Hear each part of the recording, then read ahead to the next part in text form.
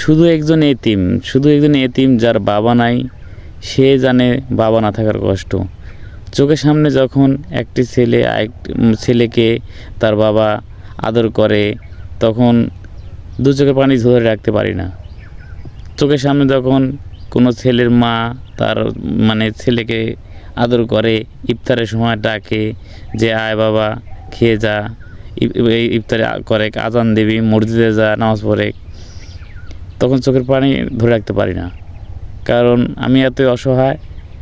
হ্যাঁ, আমার বিয়ে করছি, আমার বউ আছে, কিন্তু বউ অনেকে আমাকে ভালোবাসে, কিন্তু আপনার মা বাবার মতো তো আর হয় না। বাবাকে হারাইছি আজ থেকে 8 বছর আগে। সবাই আমার বাবার জন্য দোয়া করবেন। আর আমার শ্বশুর শাশুড়ি আমাকে নিজের বাবা মায়ের মতোই আমাকে ভালোবাসে আর কি। আমিও তাদের সম্মান করি। তারা আমাকে ছেলের মতো চোখেই দেখে, জামাই চোখেই দেখে না। তো সবাই আমার শ্বশুর শাশুড়ির জন্য দোয়া করবেন, আমাদের জন্য দোয়া করবেন। আর যাদের বাবা মা বেঁচে আছে, তার বাবা মাকে সম্মান করবেন। কারণ বাবা মা না থাকলে যেদিন থাকবে না সেদিন বুঝবেন যে কি হারাইছেন।